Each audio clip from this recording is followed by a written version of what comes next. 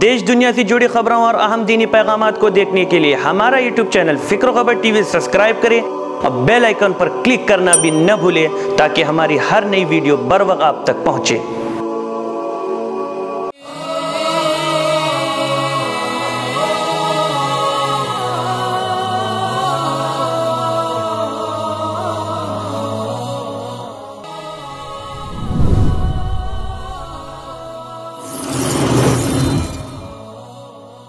नाज़रीन, अस्सलामु अलैकुम व रहमतुल्लाहि व बरकातुह। मैं हूँ आपका मेज़बान और आप मेरे साथ देख रहे हैं फ़िक्र ख़बर की सच्ची बात।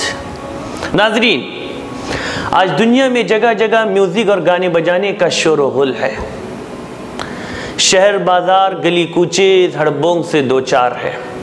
नाचने गाने वाले अदाकार, फनकार और फिल्मी स्टार फिल्मी हीरो जैसे दिलफरेब और महज़्ज़ब नामों से याद किए जा रहे हैं। म्यूज़िक को लोग सुकून और तबीयत की राहत का ज़रिया समझ रहे हैं, लेकिन सवाल ये है कि ये बात कहाँ तक दुरुस्त है। क्या इसके इस्तेमाल से इंसानी जिस्म को कोई नुकसान लायक नहीं होता? क्या इंसान को इससे दिल का सुकून मिलता है? तो नाज़रीन, टेनी रियासत अमेरिका की नेशनल एजुकेशन एसोसिएशन ने अपनी तहकीक से ये नतीजा निकाला है कि हर साल अमेरिका में 6000 नौजवान गाने बजाने के असरात से मुतासिर होकर खुदकुशी करते हैं। बेशुमार ऐसी मिसालें हैं कि नौजवानों ने गानों के एल्बम सुनने के बाद अपने आप को गोली मारकर हलाक कर लिया।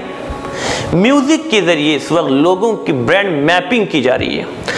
अमेरिकी गुलकार जिमी हेंड्रिक के मुताबिक उनका कहना था कि तुम लोगों को मौसीकी से हिप्नोटाइज कर सकती है और म्यूज़िक की मदद से जब तुम उन्हें ज़हनी तौर पर कमज़ोर कर दो तो आप उनके शऊर में हर वो बात पहुंचा सकते हो जो तुम चाहो।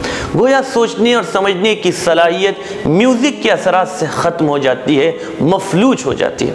इस सिलसिले में 2 मुख्तलिफ यूनिवर्सिटियों में तजुर्बात किए गए तो पता चला कि लेबोरेटरी के मेज़ में उन चूहों को रास्ता पाने में इंतहाई दुश्वारी पेश आई जहां पॉप म्यूजिक चल रहा था। ऐसे वाक़यात भी पेश आए कि एक नौजवान ने अपने करीबी रिश्तेदार का कत्ल किया। जब तहकीक हुई तो आखिर में ये बात सामने आई कि ये नौजवान कसरत से म्यूजिक सुनता था, उसका आदी था और उस म्यूजिक के बैकग्राउंड में किल हिम का खामोश पैगाम, एक साइलेंट मैसेज था और इसी वजह से इस नौजवान ने कत्ल की संगीन वारदात अंजाम दी। नाज़रीन, ये अंजाम है उस चीज़ को इख्तियार करने का जिससे इस्लाम ने सख्ती से रोका था।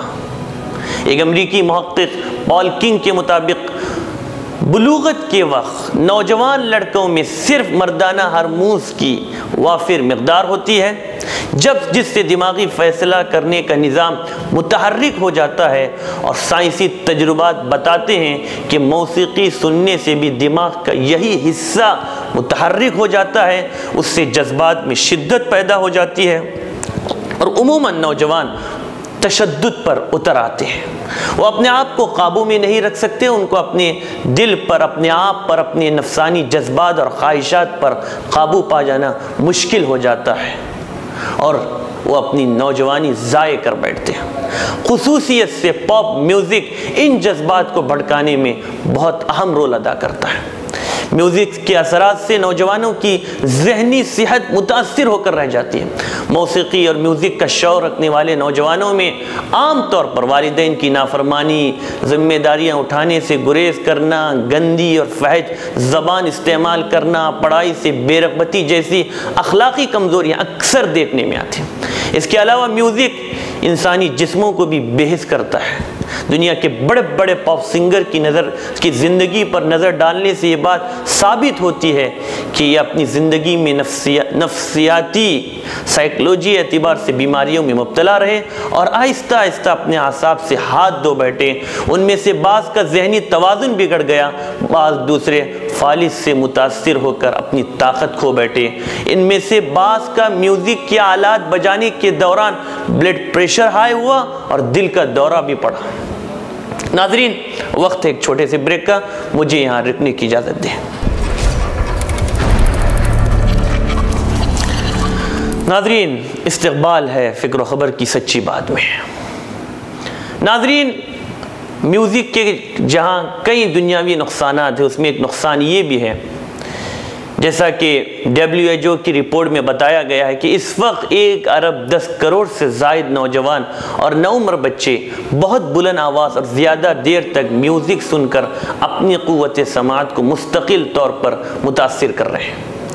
ادارے کے اعداد و شمار کے مطابق 12 سے 35 سال کی عمر کے درمیان 4 کروڑ 30 لاکھ ایسے افراد ہیں جو سننے کی طاقت سے محروم ہو چکے ہیں، اور یہ تعداد روز بروز بڑھتی جا رہی ہے۔ لیکن دوسری طرف اسلامی نقطہ نظر سے بھی دیکھا جائے تو حضور اکرم صلی اللہ علیہ وسلم کا فرمان ہے کہ گانا دل میں نفاق پیدا کرتا ہے، یعنی انسان میں دوغلا پن آ جاتا ہے، اس کا ظاہر اور باطن ایک جیسا نہیں رہتا، وہ قابل بھروسہ نہیں رہتا۔ زمانے جاہلیت میں جب اسلام کی دعوت دلوں کو تسخیر کر رہی تھی، ایسے میں سرداران قریش سر جوڑ کر بیٹھ گئے کہ قرآن کے اثرات کا کیا توڑ کیا جائے کہ یہ دعوت قرآن جو دلوں کو بدل کر رکھ دیتی ہے اس کا رخ بدل سکے۔ جھوٹے الزامات، طنز، تحقیر سب ضائع ہو چکے تھے، مادی لالچ نے بھی کام نہ کیا۔ ایسے میں نصر بن حارث نے پکارا کہ میں اس کا وعدہ کرتا ہوں۔ اب وہ مکے میں گانے بجانے والی لونڈیاں لے کر آیا اور رقص و موسیقی کی مجلسیں آباد کر دی۔ قرآن کی دعوت پر کان دھرنے والوں کو خصوصیت سے اس طرح متوجہ کیا جاتا کہ وہ سنجیدہ موضوعات سے اور وہ سنجیدہ موضوع سے ہٹ کر اس طرح کے لغویات میں گم ہو جائے۔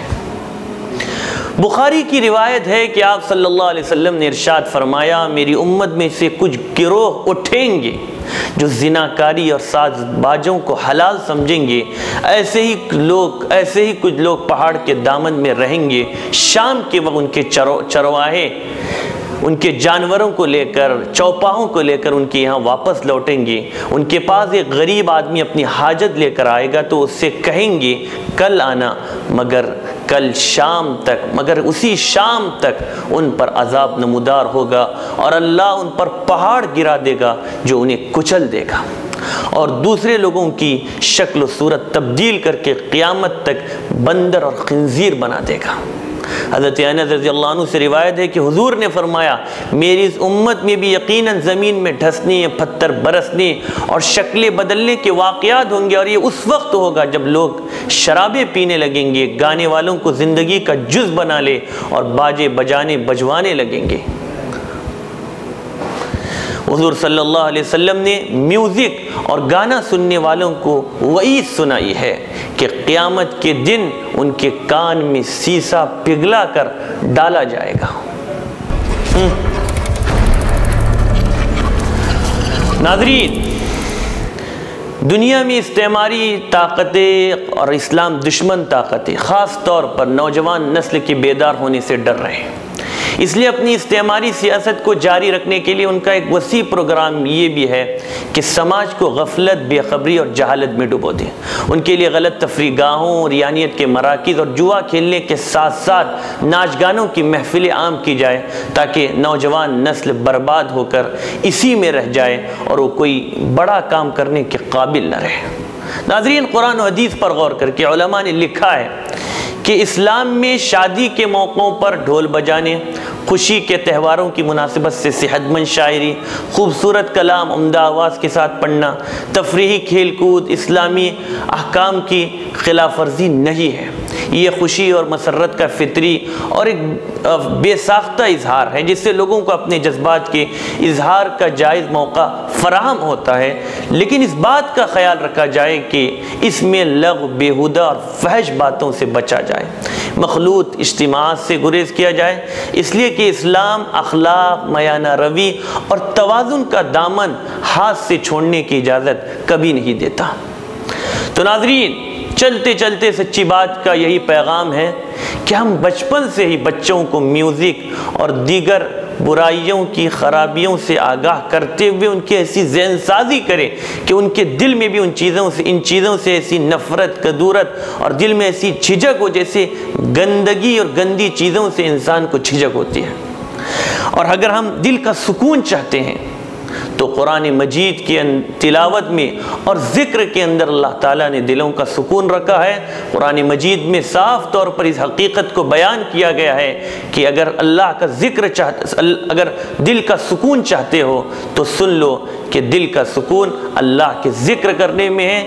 اس وقت دنیا کی ایک بہت بڑی آبادی ڈپریشن کا شکار ہے، اور اگر اس بیماری سے وہ نجات چاہتے ہیں، انسانیت سکون چاہتی ہے، تو اسی راستے کی طرف آنا پڑے گا جس راستے کی طرف سرکار دو عالم صلی اللہ علیہ وسلم نے انسانیت کو بلایا تھا۔ اگر ہم دلوں کا سکون چاہتے ہیں تو یاد رکھیں کہ اللہ کے ذکر کے اندر ہی دلوں کا سکون ہے۔ اس کے علاوہ ہم ایسی نشید، ایسی نظمیں سنیں جس کے اندر میوزک نہ ہو، جس کے اندر غلط قسم کی بیہودہ، فحش اور بری باتیں، جن نظموں کے اندر جو نشید اس طرح کی بیہودہ چیزوں سے، میوزک سے پاک ہو، ہم ان کو سننے والے ہو۔ تو اسی پر اپنے میزبان کو اجازت دے، پھر انشاءاللہ ملاقات ہوگی۔ والسلام علیکم ورحمۃ اللہ وبرکاتہ۔